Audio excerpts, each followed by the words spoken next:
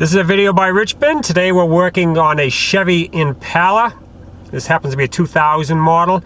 Now, have you ever had this problem where the low coolant level light was on and then you checked the coolant and there was no problem? The level was right up there?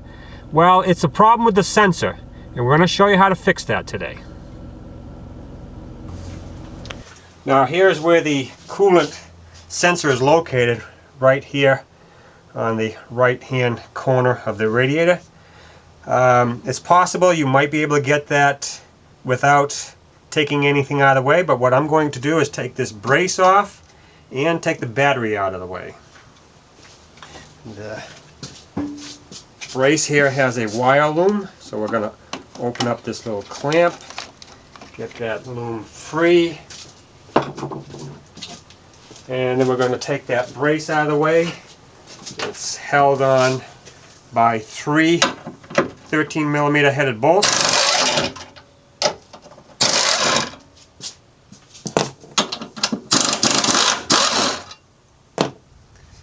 Okay, take that out of the way.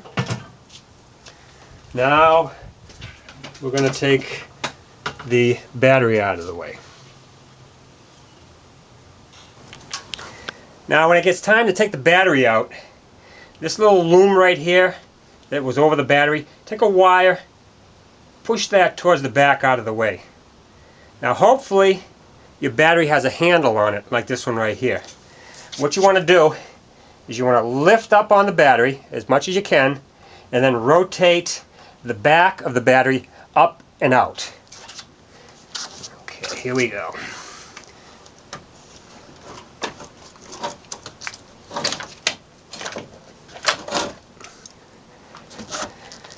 There we go.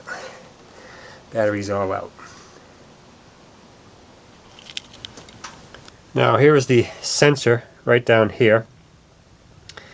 And the first thing we're going to do is remove the electrical connector from the sensor.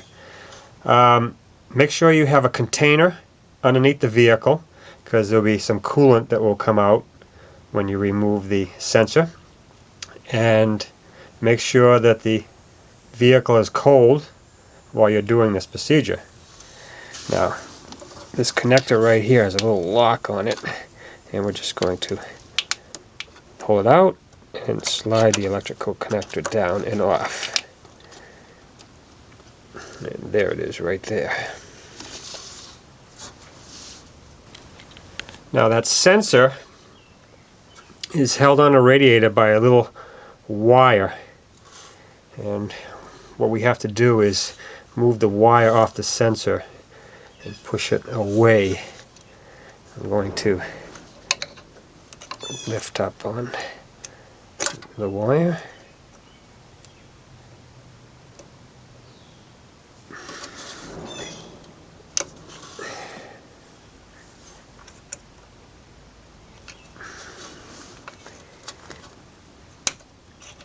Okay.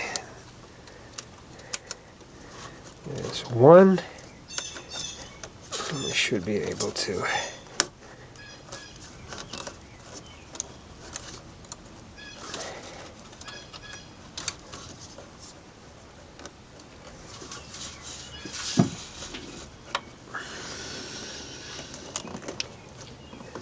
Okay, we'll get a screwdriver. Push down on the other end.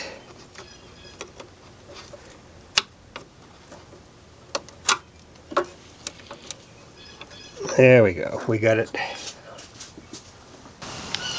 Now what I've got here is another radiator with an identical sensor that I can get a close-up and show you how to remove it.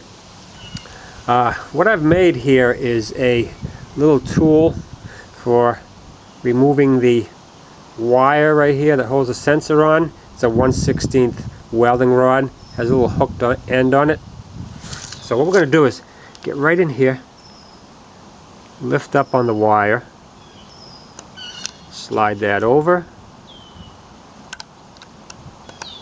lift it out there, and then we have to go underneath and get the other end and remove that. Now that we've got the wire out of the way. Now we can just pull the sensor out of the radiator. You want to wiggle it around a little bit like this and pull out on the radiator, away from the radiator with the sensor. There we go. And then you want to take the band off and then put that back on.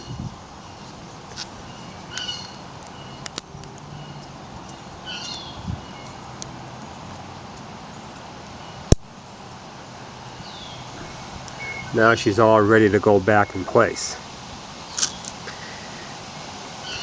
And what you'll do is, when you put your new sensor on, put some antifreeze on the O-rings right there. See, she's tapered. This area is tapered right here, so it will go push right underneath the wire and it will snap right into place. There it is.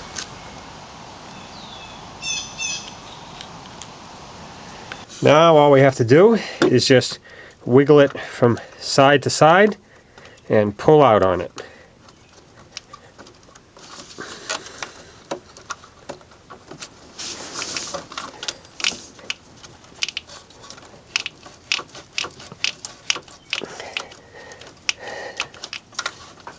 Watch out for the coolant.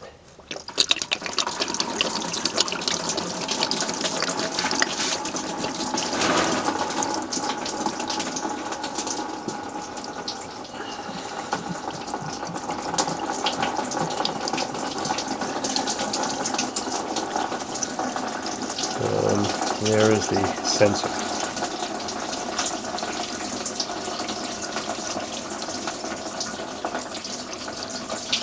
Okay, here's the new sensor. It comes with the new retainer on it. I lubed the O-rings with some coolant, and it's just a matter of pushing it back into place.